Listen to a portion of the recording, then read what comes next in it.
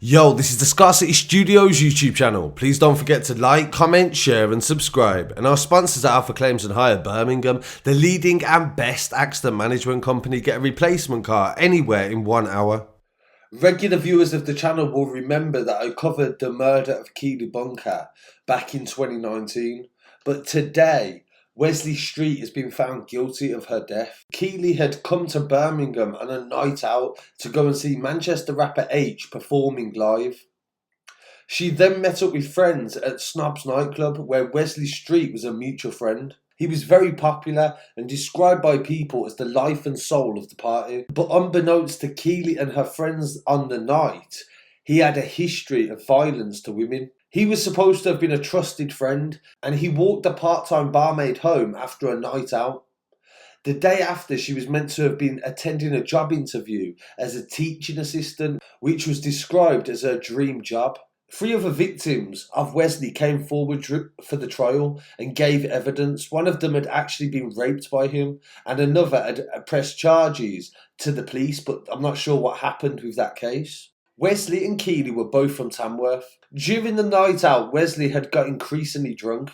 He had downed 3 vodka and Red Bulls for every 1 drink that the girls had. All 3 of them headed back to Monique's house in a taxi, and she asked Keeley to stay the night over. Sadly, she had turned that offer down and decided to walk back through Wigginton Park with Wesley, her supposed friend who she liked and trusted and had a large social group in the Tamworth area. Her body was found during a search by her uncle, Jason Brown, in a wooded area of the park. A police officer at the court said that he heard the most horrendous screaming that he ever heard in his whole life. It was Jason, Keeley's uncle.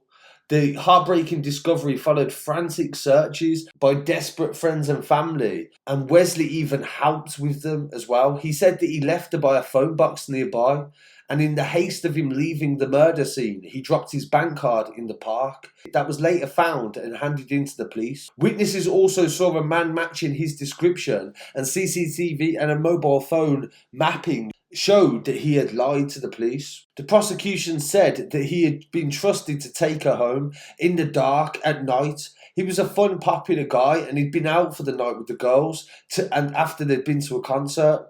He was up for having drinks, and there was dancing and socialising. He knows from the text that was read out in court that one of the witnesses said that he was the kind of guy that would do anything for anyone. There was limited indications there was a more sinister side to Wesley. He was perceived as one of the popular lads. The murder on September the 19th left her family devastated, and the whole town was in mourning. Pink ribbons were put up around Tamworth in days leading up to Keeley's funeral. As the prosecution said, in the case of Keeley, they had a great insight into her life and how popular she was. They found out through friends and family and the wider community in Tamworth, through conversations, that she was very loved. They'd shown an outpouring of support when she went missing.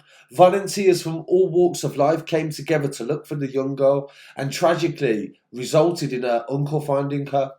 Keeley's family have been dignified throughout the trial and the legal process and remain devastated. You can't begin to imagine the impact such an appalling crime can have on a family. As a parent, as a human being, my heart goes out to them. Okay. Which way would you go home normally? This way. Back that way? Yeah? Okay. Is that the way you would walk if... Yeah. Okay. Just as part of the investigation, mate, I actually need to grab your phone off you. Yeah. Is that alright? Yeah, Right, just grab it, mate. Yeah, that's fine, mate. Lovely. I don't. Cause now, when you say you're going to take my phone, now I feel like you're blaming me. No, We haven't blamed, mate. We haven't once since we've been sat in this car. I think your dad can vouch. We haven't once blamed you for anything. All we've done, we've been told by our bosses that we need to take us on the to take you on the scene, where it's gone, the route. So have a drive of the route, and we are literally just following those instructions. And I know you've got a lot of questions, and I know your parents have probably got a lot of questions, but and I think it's obvious when I say that we've been with you, so I can't answer those questions because we've been sat in the car. Yeah. They have to do what they're told, and from the police side, they've got like a tick sheet. They have to make sure that there isn't anything on your phone, and they have to kind of. Right, this moment in time, you're under arrest on suspicion of murder. Some of the family appeared at Stafford Crown Court, while others appeared at Stafford Police Station via video link to watch the trial and his guilty verdict.